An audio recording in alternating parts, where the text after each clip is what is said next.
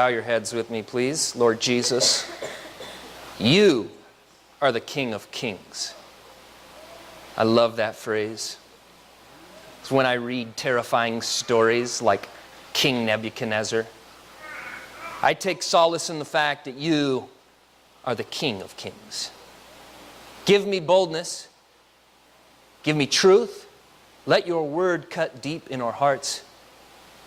And let us endure for your sake until the end. In Jesus' name, amen. I am Reverend Palmer's little brother. I do the children. That's my gig. My thing is the children's ministry. But when I proposed the idea to Reverend Palmer, hey, I should take a couple weeks. I've got this sermon set brewing in my mind. Now, this week, I kind of regretted that. What did I sign up for? I get so nervous doing this kind of stuff. But I believe that there's a word for us in Daniel chapter 3. Let me read. Please follow along with me. I'm going to read verse 1 through 15. King Nebuchadnezzar made an image of gold, whose height was 60 cubits and its breadth 6 cubits. He set it up on the plain of Dura in the province of Babylon.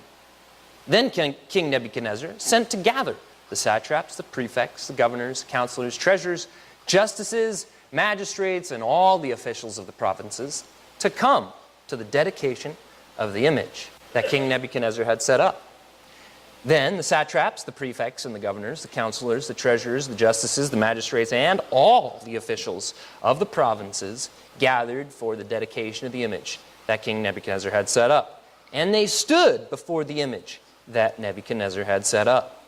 And the herald proclaimed aloud, "You are commanded, O peoples, nations, languages, when you hear the sound of the horn, pipe, lyre, trigon, harp, bagpipe, and every kind of music, you are to fall down and worship the golden image that King Nebuchadnezzar has set up. Whoever does not fall down and worship shall immediately be cast into a burning fiery furnace." Therefore, as soon as all the peoples heard the sound of the horn, pipe, lyre, trigon, and every kind of music, all the peoples, nations, and languages fell and worshipped the golden image that King Nebuchadnezzar had set up. Therefore, at that time, certain Chaldeans came forward and maliciously accused the Jews. They declared to King Nebuchadnezzar, "O king, live forever. You, O king, have made a decree that every man who hears the sound of the horn, pipe, lyre, trigon, harp, bagpipe, and every kind of music shall fall down and worship the golden image. And whoever does not fall down and worship shall be cast into a burning, fiery furnace.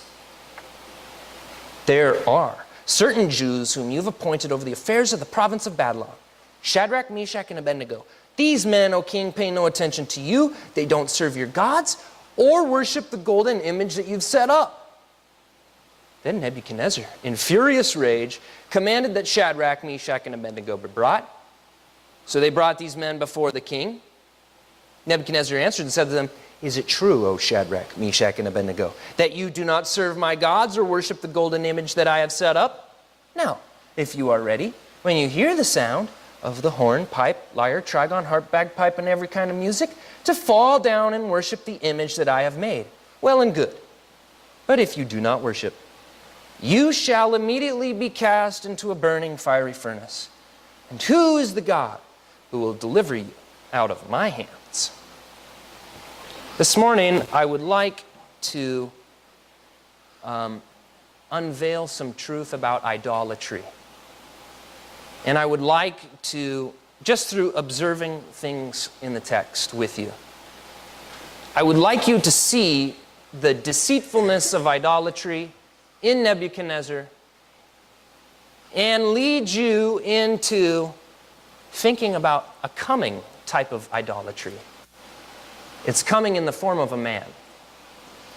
And hopefully the application of my sermon will be that you endure to the end. So we need to uncover some truth about King Nebuchadnezzar. My first point is the man behind the idolatry.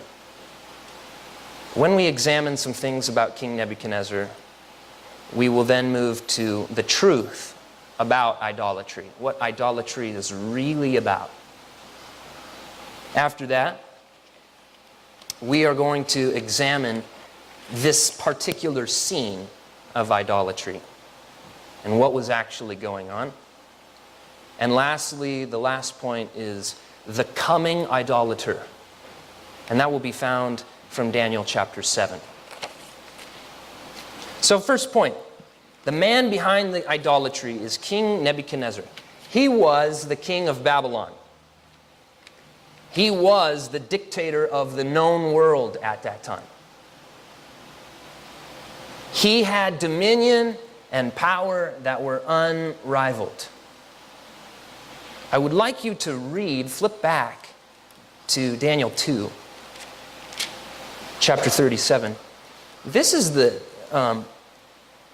description that God gave Daniel as he was interpreting a dream Nebuchadnezzar had.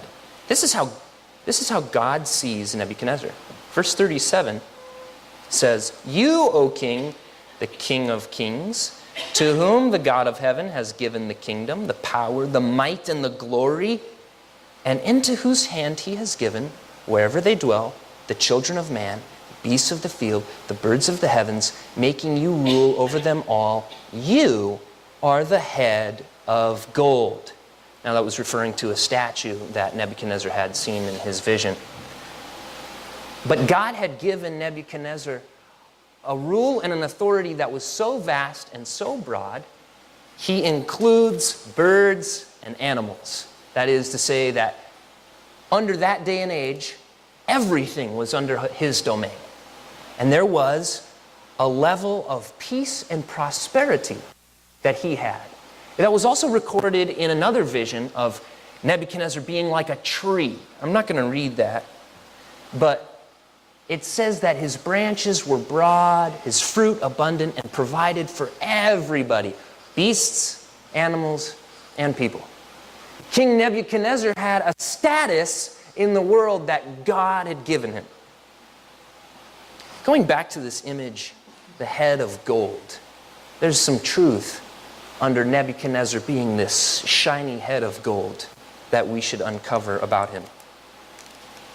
Yes, he had majesty, power, wealth, and prosperity that God gave him, but it became twisted in his mind. Because the head of gold also represents his haughty pride. Look at verse 1 of chapter 3. Notice his haughty pride. It comes in the height of the image that he set up. Even though God had given him status in the world, it was twisted in his heart to replicate haughty pride from his heart. So 60 cubits is about 90 feet high, so a cubit is 18 inches. Also notice his absolute arrogance. The head of gold now, you begin to unveil the layers. His haughty pride, but his absolute arrogance. You can notice that by later in verse 1 where he says he set it on the plain of Dura. His arrogance. It's set up to see for miles and miles. Shiny, shimmering gold. Look at what I have done. You can see behind the image is Nebuchadnezzar's absolute arrogance. Continue on, and you will notice his lust for fame. Nebuchadnezzar was already famous. He was the dictator of the known world. He had everyone under his control. And yet, his lust for fame is shown through who he invites to come to this party, the dedication of the image. Who does he invite? Notice in verse 2, it says, basically, all the officials of the provinces, all the magistrates and the counselors, the treasurers, the justices, everybody that has any important role is coming to this dedication. It really unveils King Nebuchadnezzar's lust for fame. They're going to worship his golden image. It's his lust for fame. Continue on, and you also notice that behind the fame and the pride and the arrogance is a man who is an idolater. The text makes it very clear that though God had given him power and position, don't be fooled. He's an idolater. Look at how many times it says that it was King Nebuchadnezzar who had set up the image. It was King Nebuchadnezzar, verse 1. King Nebuchadnezzar made an image of gold. Verse 2. They came to the dedication of the image that King Nebuchadnezzar had set up. Verse 3. They came for the dedication of the image that King Nebuchadnezzar had set up. Later, verse 3. They stood before the image that Nebuchadnezzar had set up. Verse 5. You are to fall down and worship the golden image that King Nebuchadnezzar has set up. Verse 7. And all the nations and peoples and languages fell down and worshiped the golden image that King Nebuchadnezzar had set up. I imagine that there might have been some confusion in this party scene, the dedication, all the leaders and people coming and music, that all of a sudden here's this statue. And the Bible is making it clear. King Nebuchadnezzar did this. It came from a man. It didn't come from some other place. It came from the king. Don't be fooled. The head of gold continues to get more ugly and ugly as we unveil that he is also a blasphemer. Nebuchadnezzar is a blasphemer. Look at verse 15. At the end of the verse. Who is the God who will deliver you out of my hands? There is no God, is what he's saying, that can deliver you out of my hands. This man is a blasphemer. And he's essentially rivaling himself against God. And worse, you will see that behind the image, behind that golden head, is a murderer. He's a murderer. Look at verse 20. That wasn't part of our text, but it shows you. Deep in Nebuchadnezzar's heart is a murderous man. He ordered some of the mighty men of his army to bind Shadrach, Meshach, and Abednego and cast them into a burning fiery furnace. They were to be burned alive. If you need further proof that he was a murderer, look at chapter 2, verse 5. This is when the Chaldeans couldn't interpret his dream. They had to tell him his dream and interpret it. And he says, if you don't make known to me the dream and its interpretation, you shall be ripped apart, torn limb from limb. He's a murderer. The image that God had, this head of gold, is a man who is absolutely arrogant. He has haughty pride. He has lust for fame. He's an idolater. He's a blasphemer. And he's a murderer. Now I want to unveil my second point, is the truth about idolatry. And you can see how some of the truth of what was happening began to get twisted under this ceremony.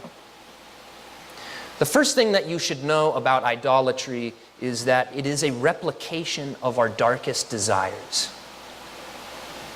I want you to see that Nebuchadnezzar was twisting what God had already given him. He was twisting his fame into, come worship this image. All the popular people, all the leaders. He was twisting his pride. God had already given him status and stature, yet he made a high image. And you can see also that the image somehow approved, though it was beautiful, overladen with gold, majestic, kind of represented the evil inside of Nebuchadnezzar. How could it approve of a murder scene? This is what was actually behind the idol worship. This was going to be a murder scene. How could something so beautiful and such a party scene actually represent murder if you don't worship. So you see that worship gets turned into murder for those that don't.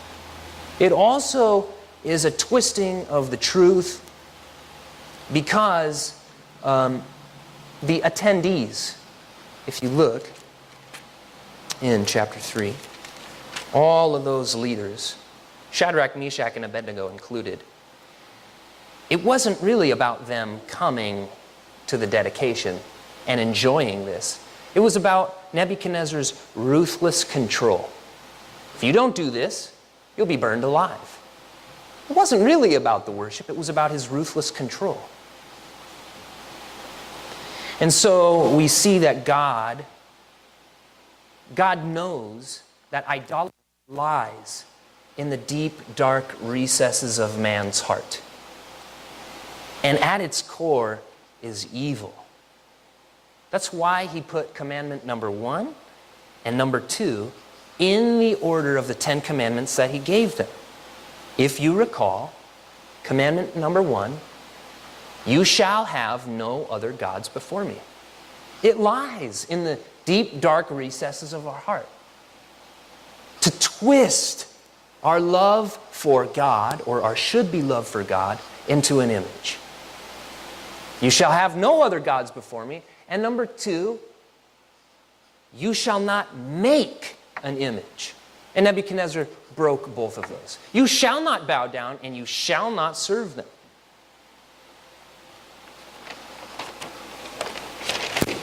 So we have the truth of what was actually happening in idolatry.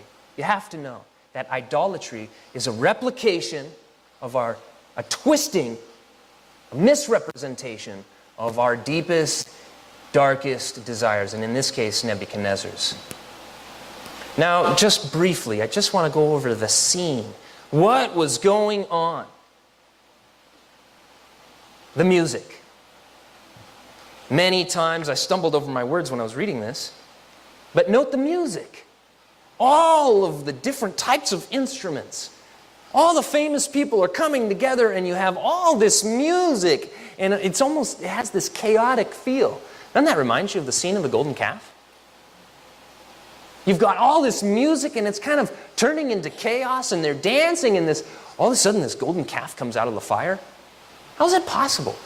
The music kind of lures the people away. It's this party scene. It's fake happiness. It's a fake party. So you see, the music leads people away. I also want you to know who worshipped.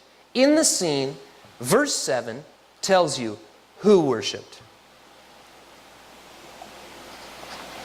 Therefore, as soon as all the people, everybody worshipped.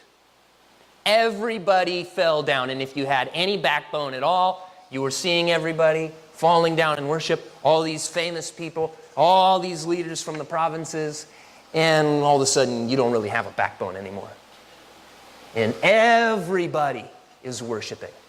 That's going to come in really important in my next point. So under the scene, you've got the music, you've got all the people, the popularity, but it is forced idol worship. It is forced idol worship. Behind the gold, behind the popularity, behind the wild fame, behind the party and the music and the fake happy atmosphere is actually a murder scene for nonconformists. That's actually what's going on. Don't be fooled. This is a murder scene if you don't conform. And my next point, my last point, there's a coming idolater. So we have Nebuchadnezzar, he's the example. But there is coming an idolater that has far greater power, far greater fame and influence, far greater wealth and prosperity, that is an idolater. Daniel saw him, and it terrified him. Go to Daniel chapter 7. I'm just going to read 2 verses. There's a lot here, but two verses, verse 19, Daniel chapter 7, verse 19 through 21. Daniel had served under Nebuchadnezzar, and although he wasn't present at the scene of this worship of the golden image, he had a vision of a man that was kind of like Nebuchadnezzar, only more terrifying. A fourth terrifying, terrible beast. Look at verse 19.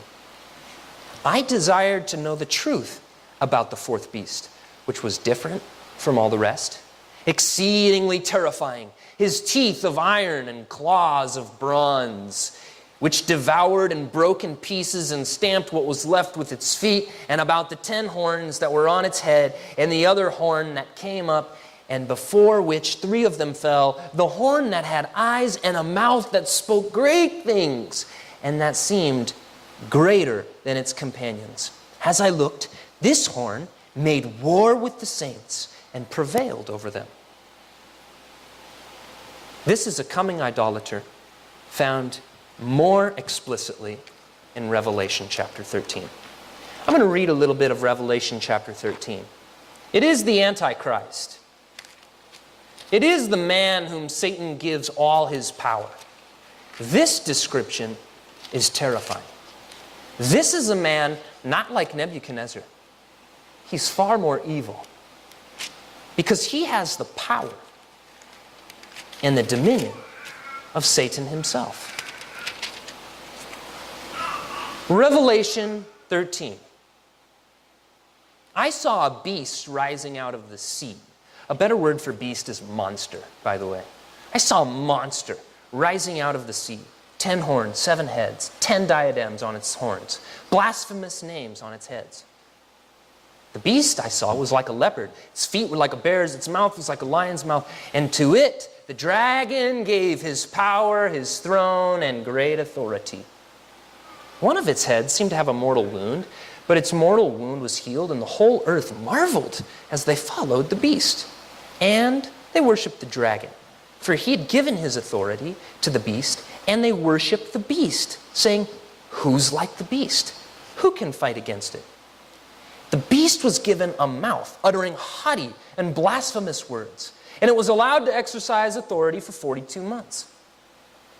It opened its mouth to utter blasphemies against God, blaspheming his name and his dwelling, that is, those who dwell in heaven.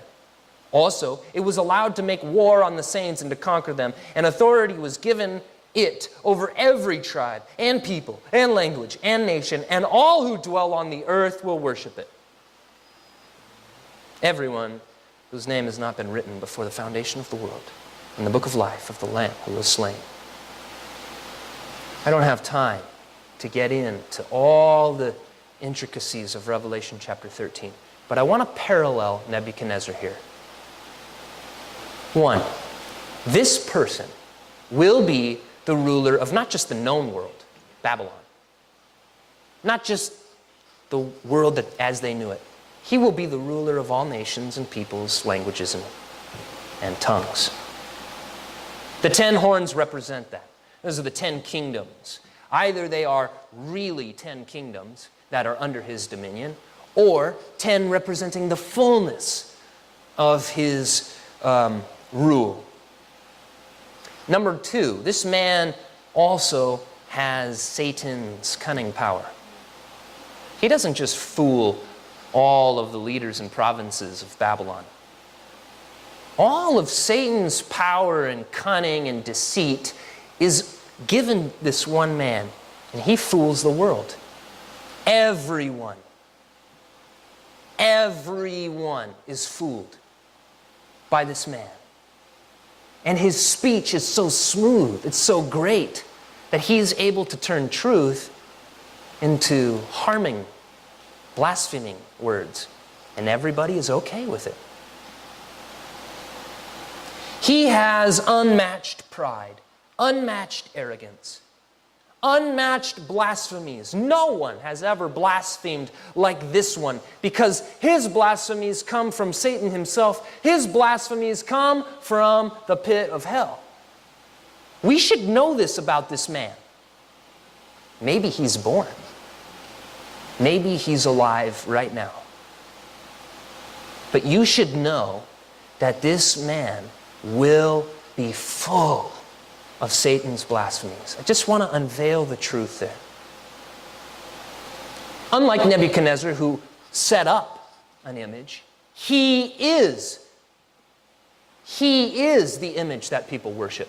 The beast, this man, the Antichrist, he is the focus of everyone's worship. When people start worshiping a man, you ought to consider what this man, the description of this man, and Revelation chapter 13. Because this man leads the whole world into worshiping himself. Also, notice verse 8. This is a terrifying verse to me. Who worships? In the scene of Nebuchadnezzar, who worshipped everybody? Everybody that came to the dedication. Everybody was fooled. Everyone will worship the beast. Verse 8. All who dwell on earth will worship. Don't be fooled when everyone around is worshiping this beast and in turn worshiping Satan because Satan gave him all his power. You should think of Revelation 13, verse 8. Everyone worships. Everyone except if your name has been written in the book of life of the Lamb who was slain.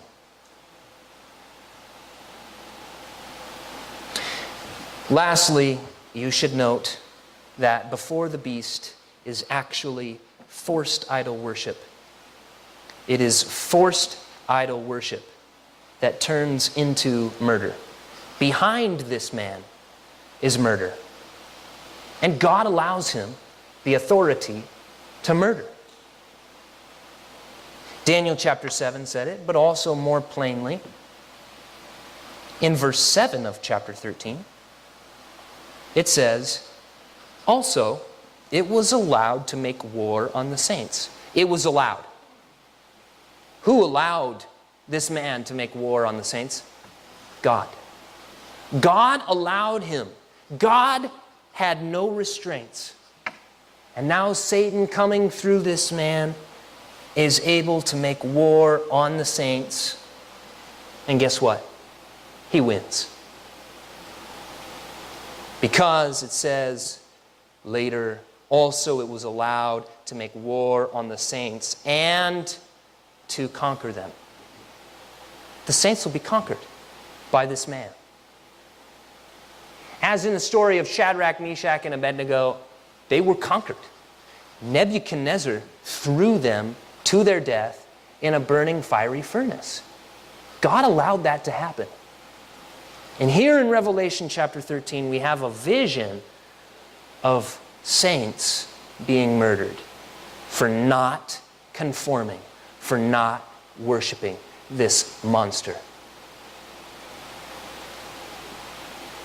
I want to land the plane, as Reverend Palmer says.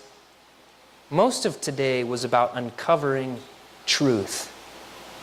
Uncovering the truth of idolatry through Nebuchadnezzar, but also through this terrifying, terrible beast that is to come. Next week, I'll get into a little bit more application for Christians.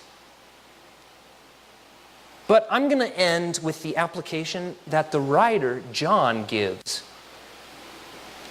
The application is the endurance of the saints. Will you please read with me from verse 8 as I go through? All who dwell on the earth will worship it. Everyone whose name has not been written before the foundation of the world in the book of life of the Lamb who was slain. If anyone has an ear, let him hear. If anyone is to be taken captive, to captivity he goes. If anyone is to be slain with the sword he must be slain. Here is a call for the endurance and faith of the saints. This is a call. This vision John had, Daniel had, even the Apostle Paul, I didn't read that, the Apostle Paul had of this man, ought to be a call to you, our hearts. Endure, endure, endure. I just want to take verse 10 because it's kind of peculiar. We'll unpack it a little. If anyone is to be taken captive, to captivity he goes. What this is saying is, don't fight. Don't fight. Look at Shadrach, Meshach, and Abednego. Don't fight. They didn't worship. But if you take out the sword, and you're going to wield the sword against this man who God has given, allowed to have all of Satan's power, then with the sword you'll be slain. If anyone is to be taken captive, to captivity he goes. Don't fight. This is not our battle. It's allowed this man and all his hosts to make war on the saints. But if anyone is taken captive, to captivity he goes. Why? This is a call for endurance. It's not a call for war. Here is a call for the endurance of the saints. Not a call for war. We're not taking up arms. We're not taking up a sword. If anyone is to be slain with the sword he must be slain. This is not the Christian's battle. The Christian's battle is to see the image and to endure. They will not be forced. They will not. Here is a call for the endurance and faith of the saints. Let me pray.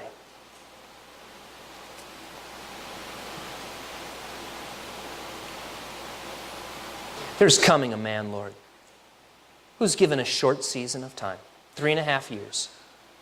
He is allowed to have all of Satan's power.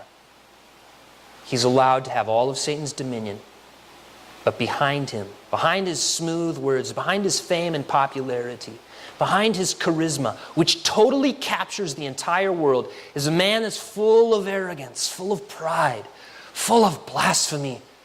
And we will know him by his fruit.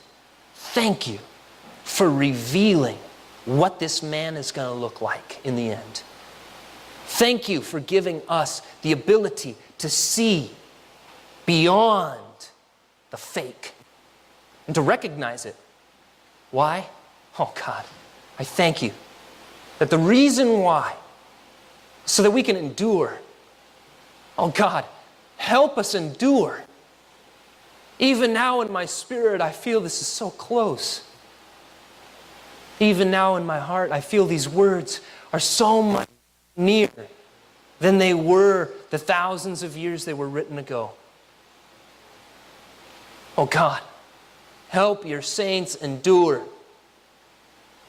Help us to live by faith. Help us to not be caught up in the fake party scene, in the music, leading people astray, and everyone around is worshiping.